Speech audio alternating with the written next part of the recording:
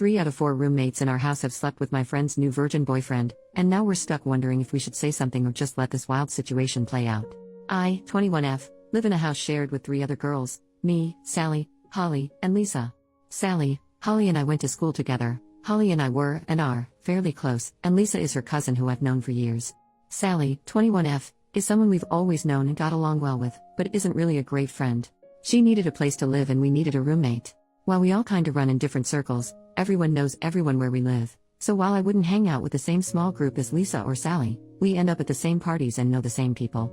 Anyway, recently Sally had been dating a guy, 20s male, but we haven't met him.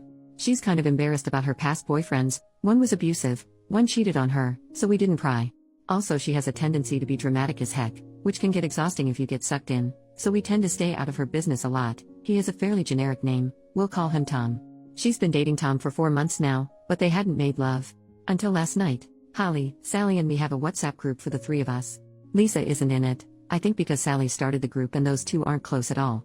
She messaged us last night to mention she was having a friend round, wink nudge, and to ask if we were okay with it. We were both at a bar and said great, go for it. Happy times. In the morning we receive a message on the same group saying, guys, Tom and I lost our virginities to each other last night. I'm so happy. Followed by a biblical arc's worth of emojis. Now I'm sat here baffled by this message when Holly knocks on the bedroom door and comes in, and asks me how on earth Sally has managed to lose her virginity twice. Sally is a Christian. Very devout when you ask her about her religion, but not that great in practice. This has nothing to do with any of us girls, so we don't care. But this was kind of weird. We were a little dumbfounded but went downstairs and made coffee. A couple hours later, we hear Sally walk downstairs and a guy's voice in the background. They pop their heads in as Sally says, hi guys, this is Tom. He quickly says hello and then leaves. The issue is, I've made love with this guy before. Sally sits down and we ask her about the virginity thing, in a friendly way. She tells us no, because she is Christian she is a virgin, because the past boyfriends treated her so badly that she had cleansed her life of them and is a virgin again. We're apparently also ignoring the several one-night stands I've overheard through my bedroom ceiling. So we ask if she's told Tom that she's a virgin. She says yes because I am. And he's a virgin too, so I thought it would sound better. I've dealt with her denial issues before but this is quite a new level. Sally leaves and I quickly turn to Holly and tell her I've slept with him. As I mentioned before, Holly and I are close, but we know a lot of the same people. Holly tells me that she's been to a party with him also and Lisa slept with Tom at that party. So what do I do? At first I felt bad for the guy for being lied to about Sally's virginity, but now he's doing the same thing? And the fact that 75% of our house has slept with him is a little icky. Do we tell her? Do we tell him? Do we leave them to it? Do we get Tom to sleep with Holly so she doesn't feel left out? Update, 5 days later. Hi everyone. I think anyone that read the original post guessed it wouldn't be long before I had an update, but even I didn't think it'd be this quick. Anyway, buckle up. So since Sally lost her virginity, I'm rolling my eyes just typing it, Tom has stayed round basically every night. This is fine with all of us, even if a bit awkward.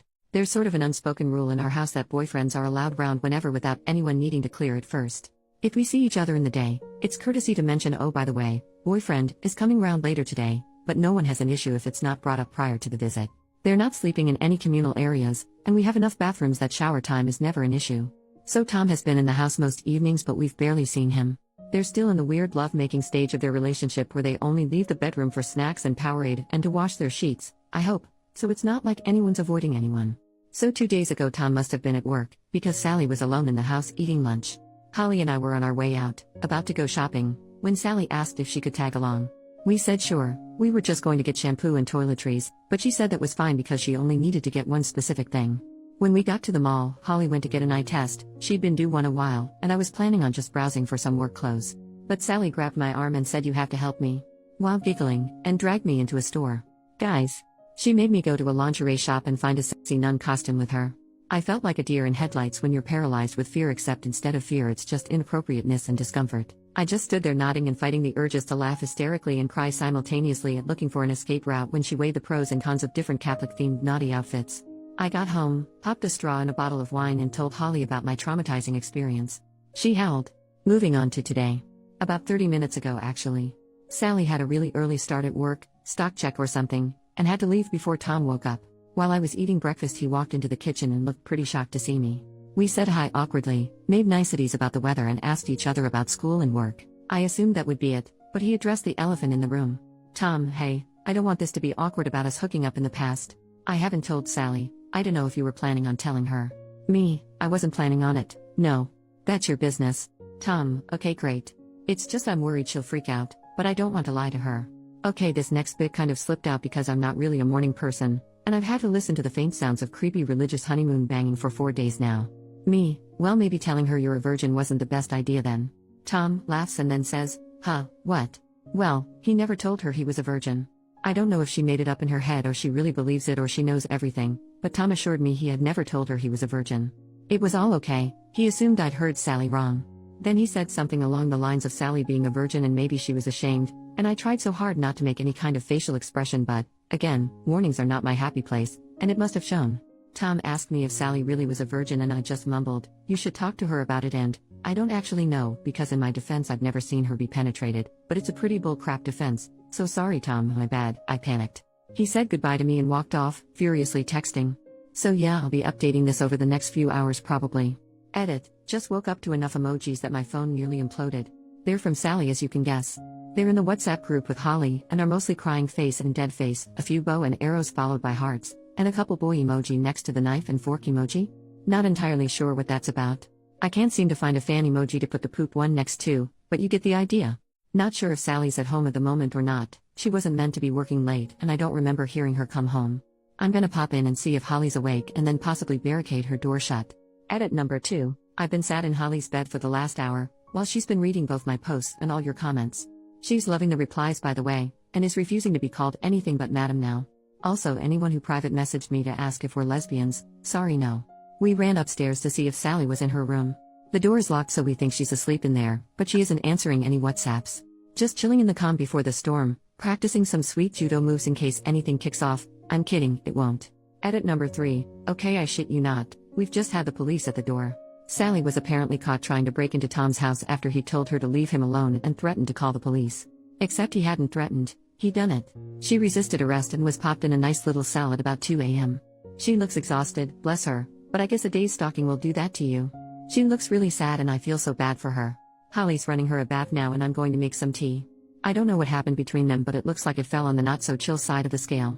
Edit number 4, okay guys, here we go. Update time. Sally's asleep in bed and a lot has gone on in the last hour or so. Safety belts on, hands and feet in the cart at all times.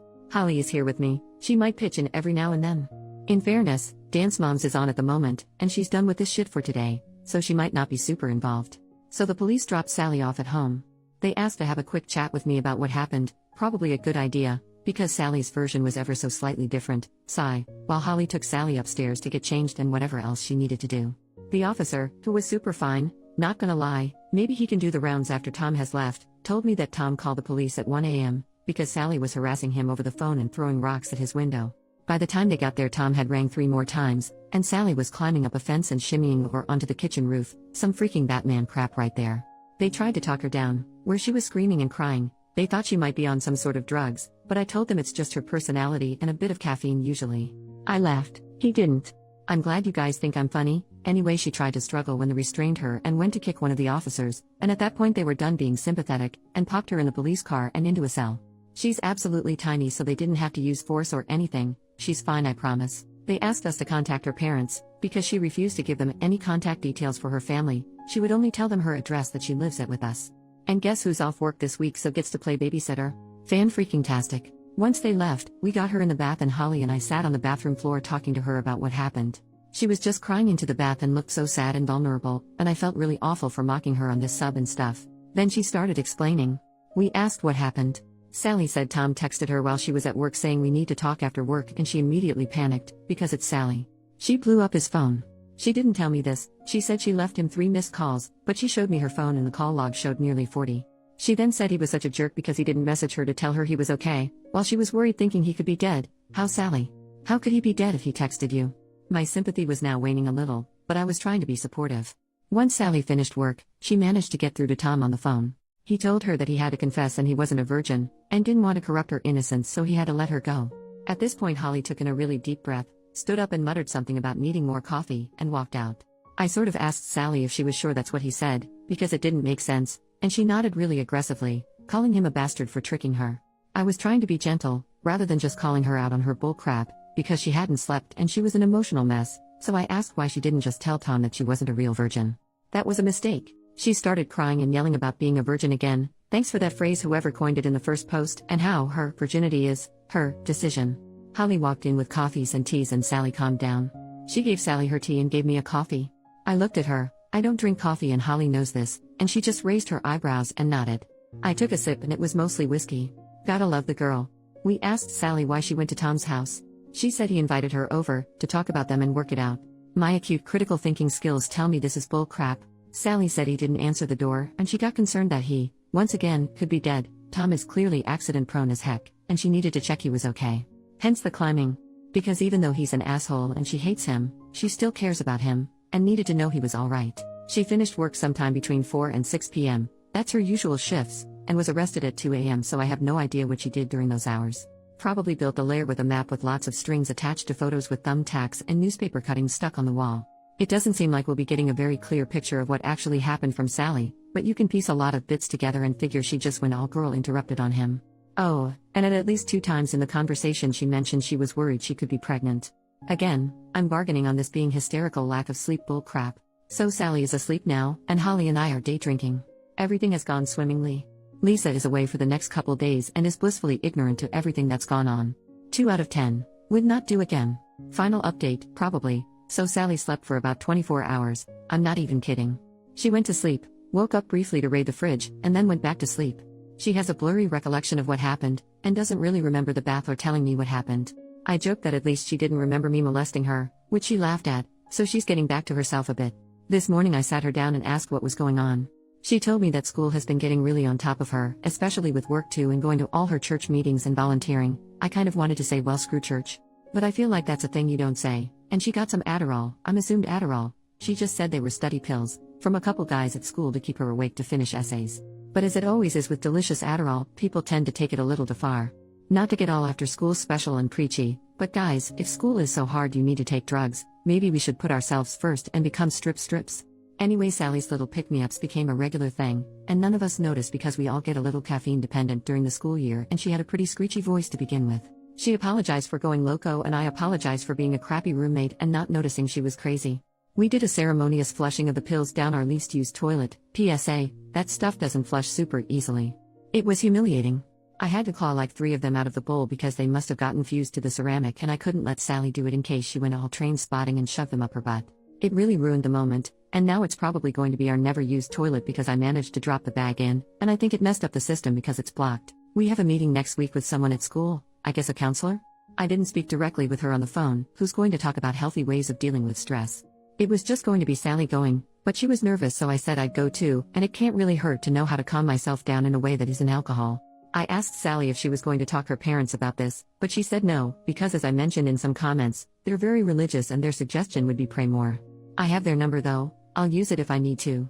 I asked Sally if she was pregnant and her eyes widened and she looked baffled. She actually said no? Are you? So we can equate that to mild psychosis and crazy beachness, we've all been there. She also asked me if she thinks Tom would ever speak to her again and I just hugged her and started laughing so she hit me and went really red. Sorry honey, if he comes back after that, you don't want him.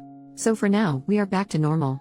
I think. Sally is still a little crazy, but in the constantly hormonal kind of way. Holly and I haven't had a drink yet today, and Lisa is still fucking oblivious to all of this. She probably won't care. She genuinely doesn't like drama. I'd love to start a blog about us, as many of you have requested, but I'm pretty sure it'd never be as interesting as these posts. Relevant comments. Commenter number 1, so is Tom super hot? Are you guys in a smallish town? Trying to figure out the odds of 3 women in the same house sleeping with the same guy and not knowing. OP, he is very good looking, but it's also a small town. Basically everyone our age around here goes to the same bars and parties, so you're bound to know someone who knows someone. Commenter number 2, OP, I think this may be my favorite relationships post ever. It might not actually be appropriate to ask Tom for his side, but damn I'd like to know how it went down according to him. The poor man needs a bottle of booze for having to deal with her, so do you and Madam Holly. I doubt she will listen if you tell her, but Sally should seek therapy, outside her church. Part of me really hopes there's another update. But, for the sake of all involved, I also hope there's no more drama. OP, trust me I'd love to know too, because I feel like it would be vastly different from Sally's story. But we'll probably never know, unless I bump into Tom at a bar in the future. I'll be sure to update if I do. Once Sally is calm in a couple days I'll have a talk with her about all this, because let's face it, it was a bit much. I don't think her parents will be much help, they're nice but they're kind of the sort of people who think you pray all your problems away. Commenter number 3, Virginity is so self-evidently a social construct when you believe you can regain your imaginary virginity in order to imaginarily lose it again. None of this makes any sense to me. OP, it doesn't make sense to anyone.